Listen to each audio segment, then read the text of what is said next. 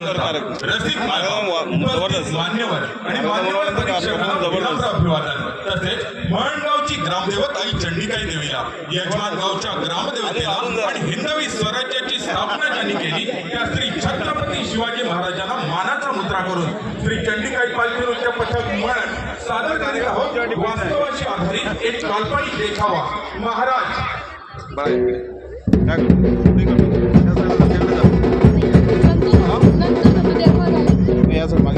गड किल्ले महाराजांचा वास असलेले पवित्र ठिकाण.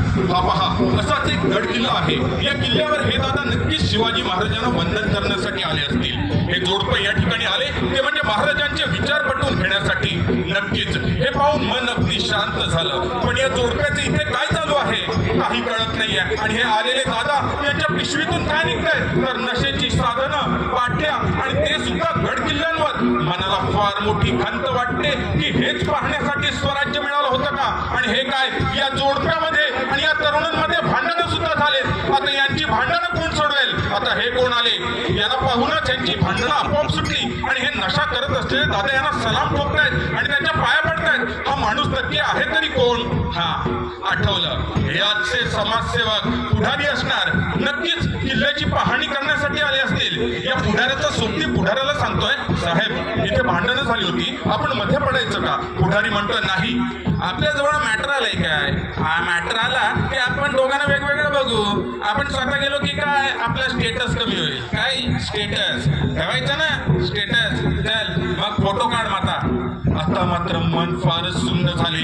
फोटो काय काढतायत, सेल्फी काय घेतायत. आणि आता तर महाराजांना हार घालायला चाललाय हा पुढारी.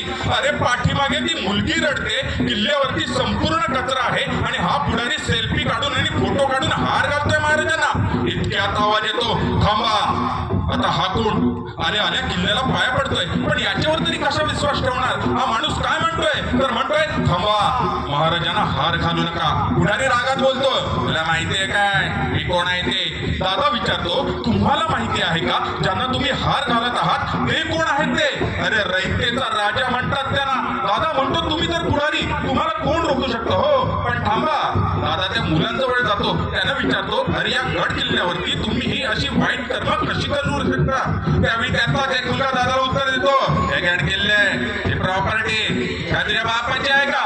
दादा नम्रपणे बोलतो, रामकृष्ण हरी रामकृष्ण हरी.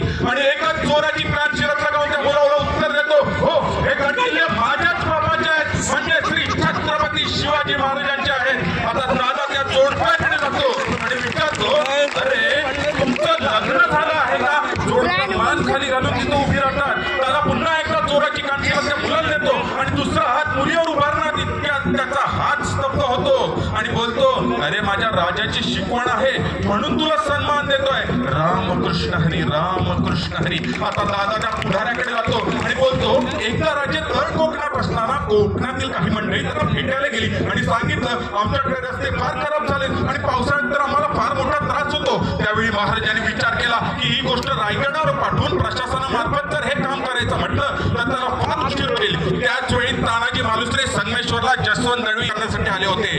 अरे माझ्या राजाने त्यांना निरोप पाठवला, तानाजी दुश्मनांचा बंदोबस्त नंतर करूया, आधी रयतेचं काम करणं फार जरुरी आहे. त्यातील जनतेला हे सांगितलं नाही की मी लष्करी अधिकारी आहे, माझं हे काम नाही. तर ताबडतोब त्यांनी रस्ते बनवून दिले. अरे हे गड किल्ले हे दगड नाहीत, हे महाराजांच्या स्वप्नाचे श्वास आहेत. अरे शिवजयंती असू दे किंवा कोणताही दिवस असू दे, त्यावेळी महाराजांच्या फोटो समोर किंवा मूर्ती समोर नुसते फोटो काढून आणि सेल्फी काढून सोशल मीडियावर टाकलं म्हणजे श्री छत्रपती शिवाजी महाराजांचा मावळा होणार नाही. यासाठी रक्तात भगवा असावं लागतं. इतके बोलतात सर्वजण स्थिर होतात, जणू काही गोठवले गेलेत. आणि पाहतोय तर काय, चक्क महाराज उठलेत आणि या दादाजवळ जातायत आणि स्वतः बोलतायत, स्वराज्य स्थापन करताना भवानी मातेने दिलेली तलवार जशी तेजस्वी होती तशीच बहिर्जी तुमची नजर सुद्धा शत्रूच्या काळजात घुसणारी आहे. आणि महाराज म्हणाले, स्वराज्य तलवारीने जिंकलं. पण आज जर का स्वराज्य वाचवायचं असेल तर प्रत्येकाला आपल्या मनातला कचरा आधी साफ करावा लागेल. जगदंब जगदंब इतके बोलून महाराज पुन्हा सिंहासनावर आरूढ झाले.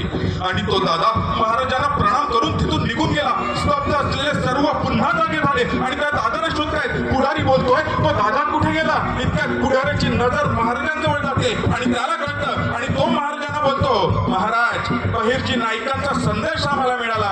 आता हा हात तेव्हाच घालेन जेव्हा जनतेसाठी मी खरा मावळा म्हणून उतरेन. आणि सर्वजण गडावर घोषणा देतात, प्रौढ प्रताप